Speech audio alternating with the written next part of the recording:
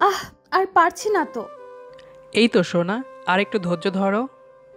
লাগছে কিন্তু। আমি বুঝতে পারছি গো। এই তো, আর একটু সময় লাগবে আমার। তাড়াতাড়ি করো না প্লিজ। আহ। কিছুদিন আগে তানভীর, তোর জন্য মেয়ে দেখেছি। মা, তোমাকে না বললাম আর কিছুদিন পরে বিয়ে করব? এখনই আবার এসব কি শুরু করলে? আরে তোর সাথে সাথে যারা পড়াশোনা করেছে তারা দুই একটা ছেলেমেয়ের বাবা মা হয়ে গেছে, আর তুই কিনা বলছিস এখনো দেরি আছে। সবেমাত্র চাকরিটা হলো, তাই না?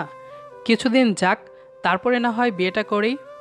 প্রত্যেক মা বাবার ইচ্ছে হয় দাদা দাদি ডাক শোনার। আমি কোনো কথা শুনতে চাই না। মেয়েটাকে আমরা দেখে এসেছি, কালকে তুই মেয়েটাকে দেখতে যাবি। পছন্দ হলেই বিয়ের পাকা কথা সেরে ফেলবো।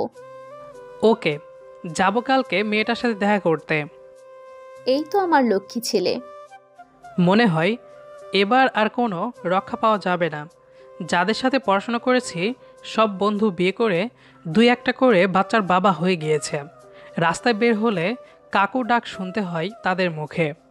মা বাবাকে আর কতদিন অপেক্ষায় রাখবো?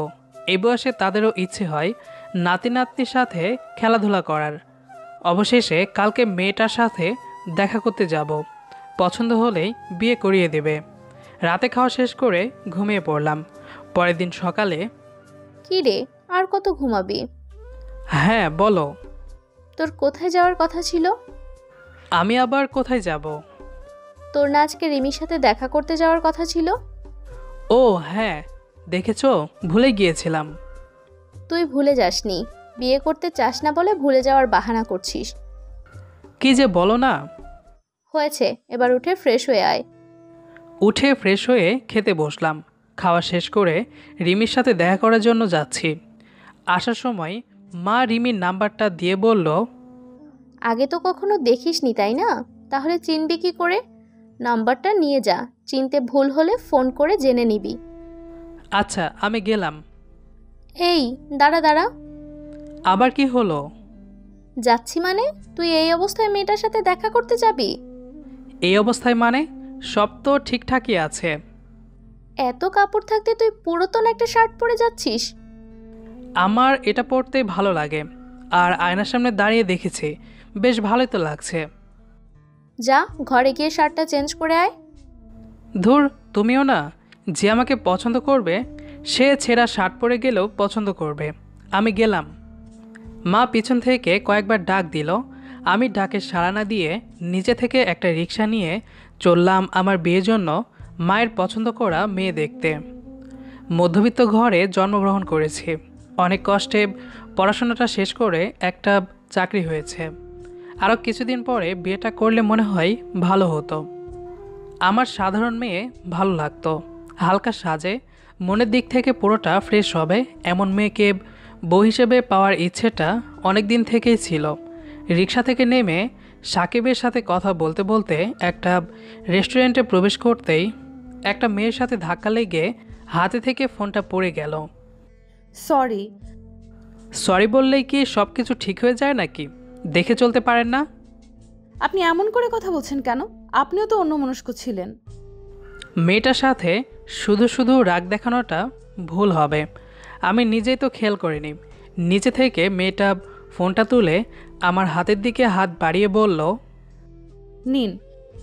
ফোনে তো কিছুই দেখা যাচ্ছে না। সে কি, এইটুকুতে নষ্ট হয়ে গেল? এতটা উঁচু থেকে পড়েছে, আর আপনি বলছেন এইটুকু?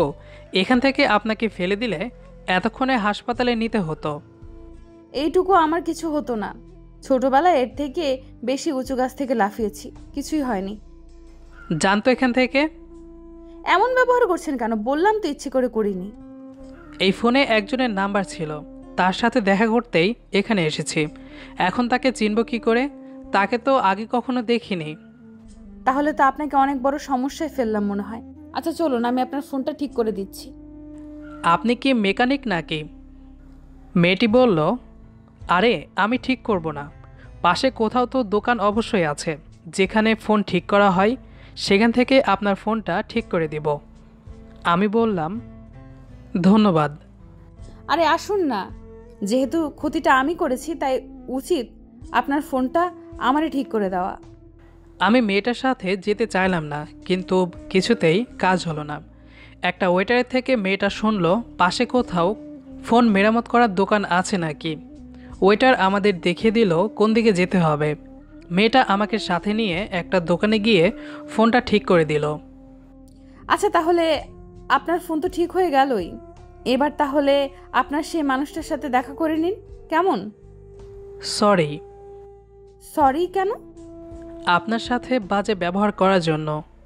আপনার ফোনটা ভেঙে গেল, তবুও তো কিছু বললেন না। অন্য কেউ হলে আমার থেকে সোজা একটা নতুন ফোনের দামটা জরিমানা করে নিত। তারপর মেয়েটা মিষ্টি কণ্ঠে বলল, আপনি অনেক ভালো একজন মানুষ, সেটা কিছুক্ষণে বুঝতে পারলাম। দোয়া করি একজন ভালো মানুষ আপনার জীবনসঙ্গী হোক। সেটা এখন কপালে থাকলে তো। কেন? আজকে আমার বিয়ের জন্য একটা মেয়ে দেখতে এসেছিলাম এখানে। এতক্ষণে হয়তো মেয়েটা অপেক্ষা করতে করতে চলে গিয়েছে। ও, তাহলে তাড়াতাড়ি ফোন দেখুন মেয়েটা কোথায় আছে। হুম। আচ্ছা, আমি তাহলে আসি। আল্লাহ হাফেজ। আমিও মেয়েটাকে বিদায় দিয়ে ফোনটা হাতে নিয়ে রিমির নাম্বারে ফোন করলাম।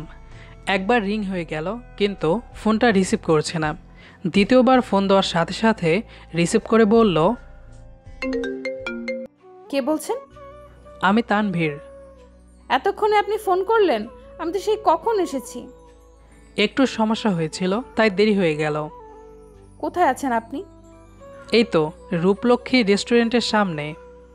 আপনি তাহলে রেস্টুরেন্টের ভেতরে আসুন, কেমন? আমি এখানেই আছি।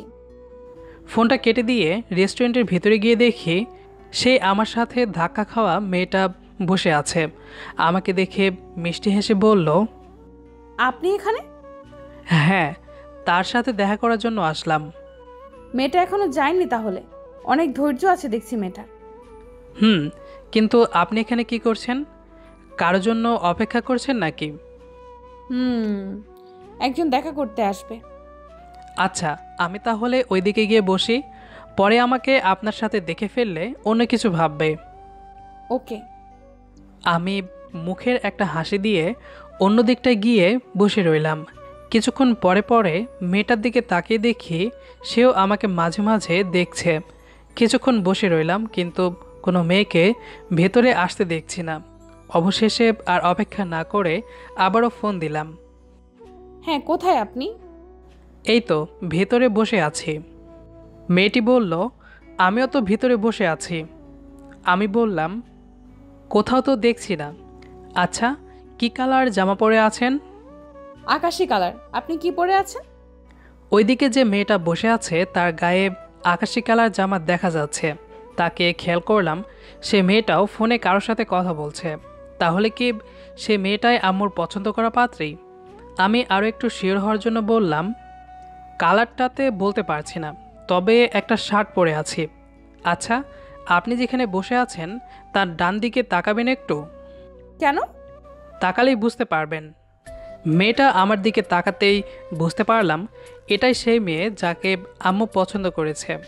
দেখতে অনেকটা মিষ্টি চেহারা, হেসে হেসে কথা বলতে হয়তো সে ভালোবাসে, কারণ আমার হাত থেকে ফোনটা পড়ে যাওয়ার পরে রাগ দেখিয়েছিলাম। তখন সে হেসে হেসে কথা বলছিল। একটু একটু করে তার কাছে এগিয়ে গিয়ে বললাম, আপনি রিমি? তার মানে আপনিই তানভীর? হুম। কি আশ্চর্য দেখুন, আমাদের মাঝে এত কিছু হয়ে গেল, অথচ আমরা একজন অন্যজনকে চিনতেই পারলাম না। আগে কখনো দেখা হয়নি তো তাই। আচ্ছা, দেখা হয়ে ভালোই হলো। অনেকটা সময় কথা বললাম, কিছু খাবার অর্ডার দিয়ে খেয়ে অবশেষে চলে আসলাম বাসায়। মা আমাকে দেখেই অবাক হয়ে বলল, কি রে, এত দেরি হলো কেন? সে অনেক কাহিনী। ফোন দিলাম, বারবার শুধু বন্ধ বলছিল। মেয়েটার সাথে দেখা হয়েছিল? হ্যাঁ। পছন্দ হয়েছে?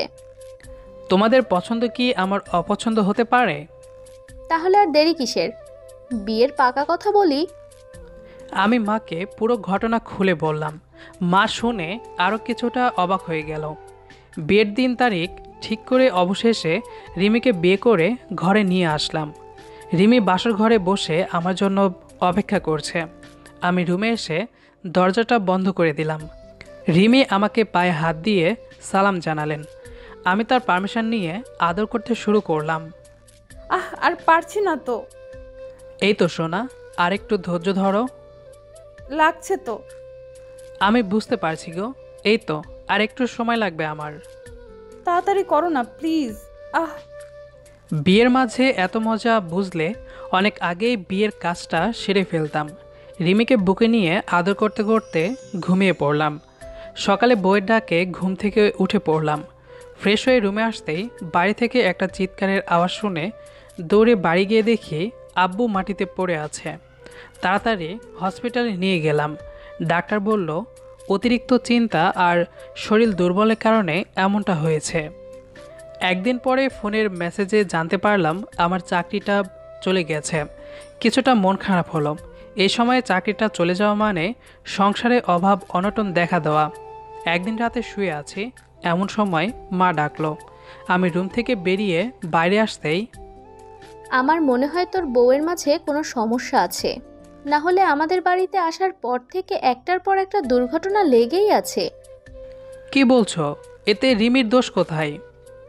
আরে তুই বুঝতে পারছিস না, কিছু মেয়ের রাশি খারাপ হয়, তারা যেখানে যায় সেই জায়গাটা অপয়া হয়ে যায়। মা চুপ করো তো। কি বলছে এসব? পুরনো দিনের কথা এখন বলছো এই যুগে এসে? তুই মানিস বা না মানিস, এটাই সত্যি। ডাক্তার কি বলল শুনে নাই? আব্বু মাথা ঘুরে পড়ে গিয়েছিল। আর তোর চাকরি চলে যাওয়া, এটা কি বলবি তুই? এটার পিছনে কোনো কারণ আছে। কেউ অবশ্যই আমার নামে মিথ্যে অভিযোগ এনেছে। আমি বুঝতে পারছি না, তুই রিমির পক্ষ হয়ে কেন কথা বলছিস? মা, আমি কারো পক্ষ নিয়ে কথা বলছি না। তুমি এইসব কুসংস্কার বিশ্বাস করো, এটাই বোঝাচ্ছি যে এই যুগে এসেও তুমি অতীতের মানুষের কথা নিয়ে পড়ে আছো। আমি বলছিলাম কি তুই... রিমিকে ডিভোর্স দিব, তাই তো? হুম। সেটা কোনোদিনই সম্ভব না। তোমার জন্য আমি রিমিকে বিয়ে করেছি। এখন আবার তুমি বললে একটা মেয়েকে ডিভোর্স করব, এটা ভাবলে কেমন করে? তুই আমার কথা শুনবি না? অবশ্যই শুনবো, তবে সেটা ভালো কিছু হতে হবে। তুমি মেয়ে হয়ে অন্য একটা মেয়ের সর্বনাশ করতে চাইছো? তুই কিন্তু মুখের ওপর কথা বলছিস। না মা, আমি শুধু সত্যিটা তোমাকে বোঝাতে চাইছি। আমাকে বুঝতে হবে না। আমি ঘরে গেলাম। কালকে চাকরির জন্য ইন্টারভিউ দিতে যাব। ঘরে আসতেই রিমি আমাকে জিজ্ঞেস করলো, কিছু হয়েছে কি? না, মা আজকে হঠাৎ করে ডাকলো যে? এমনি ওই আমাদের জমির ব্যাপারে কিছু কথা বলার জন্য। ও, চলো এখন ঘুমাতে হবে। কালকে একটা চাকরির কথা হয়েছে, সেখানে ইন্টারভিউ দিতে যাব। আমি তো বললাম আমার মামা তোমাকে দেখা করতে বলেছে, তার নিজের অফিসে একজন উচ্চ পদে লোক লাগবে। রিমি, আমি যোগ্যতা দিয়ে চাকরি করতে চাই, কারো সুপারিশ বা সহযোগিতা দিয়ে না। তুমি যেটা ভালো মনে করো। মাথাটা খুব ব্যথা করছে। তুমি শুয়ে পড়ো, আমি টিপে দিচ্ছি। আমি শুয়ে পড়লাম। রিমি আমার মাথায় হাত দিয়ে চুলগুলো টেনে দিচ্ছে। পরের দিন ঘুম থেকে উঠে চাকরির ইন্টারভিউ দিতে গেলাম। ইন্টারভিউ শেষে আমাকে বলল সময় মতো আপনাকে জানানো হবে। হতাশা নিয়ে বাসায় চলে আসলাম। আমি মাঝে মধ্যে বাড়ি থেকে এসে দেখি রিমি কিছুটা মন খারাপ করে আছে। কারণ জানতে চাইলে বিভিন্ন অজুহাত দেখায়, এমনকি মাঝে মাঝে আড়ালে চোখের জল মুছতে দেখি। আমি জানি হয়তো আম্মু বিভিন্নভাবে রিমিকে জ্বালাতন করে, কিন্তু রিমি কখনো সেটা আমার কাছে প্রকাশ করে না। অনেক দিন কেটে গেল এভাবে। হঠাৎ একদিন অচেনা নাম্বার থেকে ফোন আসলো। হ্যাঁ, কে বলছেন? হ্যালো তানভীর সাহেব, আমি রাজেন্দ্র গ্রুপ অফ ইন্ডাস্ট্রি থেকে বলছিলাম। হ্যাঁ বলুন। আপনার ওপর একটা মিথ্যা অভিযোগের কারণে আপনাকে চাকরি থেকে বিতাড়িত করা হয়েছে। তদন্ত করে দেখা গিয়েছে আপনার ওপর অভিযোগটা পুরোপুরি মিথ্যে ছিল, তাই আপনাকে প্রমোশন দিয়ে আবার অফিসে যোগদান করার জন্য অনুরোধ করা হলো। মনে কিছুটা খুশি ও আনন্দ ছুটে আসলো মনে হয়। রিমিকে খবরটা দিয়ে চলে গেলাম মায়ের কাছে। মা, আমাকে সেই অফিস থেকে প্রমোশন দিয়ে আবার নতুন করে ডেকেছে। মা ও বাবা খবরটা শুনে অনেকটা খুশি হলো। হয়তো মা এখন বুঝতে পেরেছে রিমির কারণে আমার চাকরিটা যায়নি, আমার চাকরিটা গিয়েছিল মিথ্যে অভিযোগের কারণে। অবশেষে আবারও নতুন করে চাকরিতে যোগ দিলাম। প্রথম দিন অফিস থেকে এসে দেখি রিমি অনেকটা সুন্দর করে সেজে বসে আছে।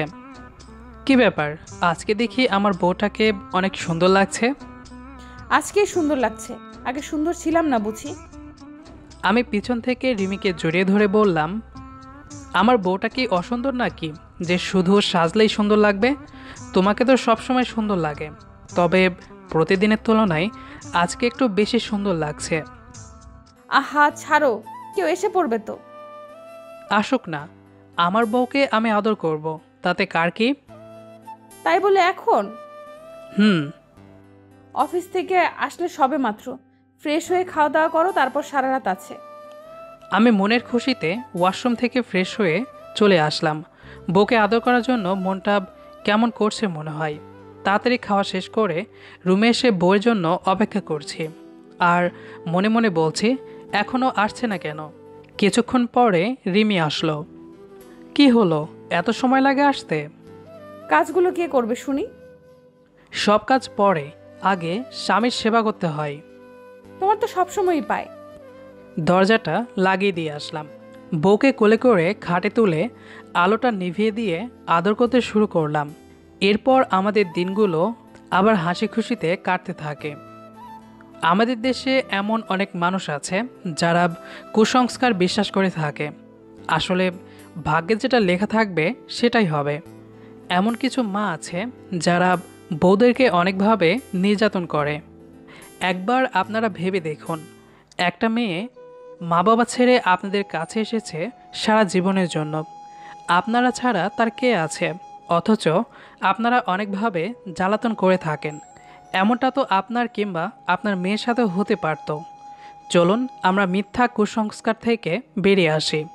গল্পটা বেশি বেশি শেয়ার করার জন্য অনুরোধ রইল। আর পুরো গল্পটা শোনার জন্য অসংখ্য ধন্যবাদ। আমাদের আজকের গল্পটি আপনার কাছে কেমন লেগেছে সেটি অবশ্যই কমেন্ট করে জানাবেন। দেখা হবে আবারও নতুন কোনো গল্প নিয়ে। সে পর্যন্ত আমাদের সাথেই থাকবেন। ধন্যবাদ সবাইকে।